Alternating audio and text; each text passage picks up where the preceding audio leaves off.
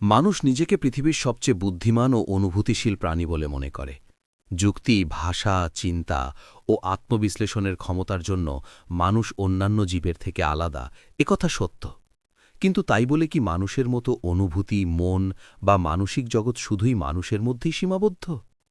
এই প্রশ্নটি বহুদিন ধরেই দার্শনিক, বিজ্ঞানী ও সাধারণ মানুষের কৌতূহলের বিষয়। মন বলতে আমরা সাধারণত অনুভূতি, স্মৃতি, ভয়, আনন্দ, কষ্ট, ভালোবাসা ও সিদ্ধান্ত নেওয়ার ক্ষমতাকে বুঝি। এই দৃষ্টিকোণ থেকে দেখলে অন্যান্য অনেক প্রাণীদেরও যে মন আছে তা অস্বীকার করা যায় না।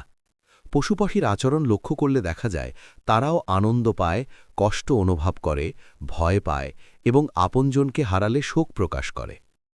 কুকুর তার মালিকের প্রতি গভীর ভালোবাসা ও বিশ্বস্ততা দেখায়।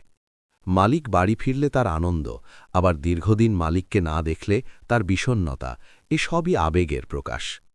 এ প্রসঙ্গে জাপানের বিশ্বস্ততার প্রতীক হাচিকো নামে একটি কুকুরের বাস্তব গল্প হয়তো আপনারা সকলেই শুনেছেন। আফ্রিকা ও এশিয়ার বিভিন্ন অংশে বন্যপ্রাণী গবেষকেরা বহুবার লক্ষ্য করেছেন, যখন কোনো হাতি মারা যায় তখন দলের অন্য হাতিরা তার দেহ ঘিরে দীর্ঘ সময় দাঁড়িয়ে থাকে। তারা মৃত হাতির শরীর, দাঁত বা হাড় সুর দিয়ে স্পর্শ করে। কখনো কখনো মাটি, পাতা বা ডাল দিয়ে দেহ ঢেকে দেওয়ার চেষ্টা করে। এটি কোনো কাকতালীয় আচরণ নয়, বরং এক ধরনের শোক প্রকাশ। ডলফিন, বানর, শিম্পাঞ্জিরা সমস্যা সমাধান করতে পারে, ভবিষ্যতের জন্য খাবার জমিয়ে রাখে এবং একে অপরকে সাহায্য করে, যা উন্নত মানসিক ক্ষমতার পরিচয় বহন করে। তবে মানুষের মন ও অন্যান্য প্রাণীদের মনের মধ্যে পার্থক্যও রয়েছে। মানুষের মন অনেক বেশি জটিল।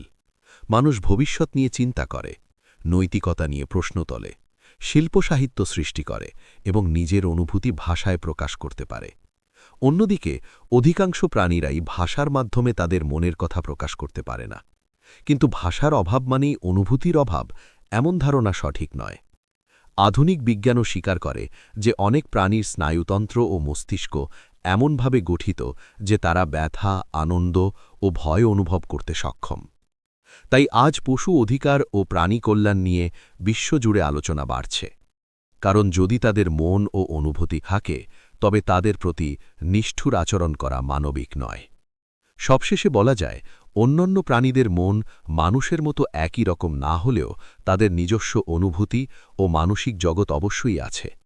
প্রকৃতির প্রতিটি জীব একে অপরের সঙ্গে অদৃশ্য বন্ধনে যুক্ত।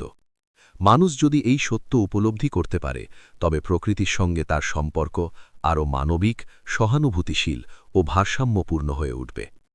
নমস্কার। এই ভিডিওটি দেখে এই বিষয়ে অন্যান্য কিছু জানার আগ্রহ হলে কমেন্টে লিখে জানানোর অনুরোধ রইল। ধন্যবাদ।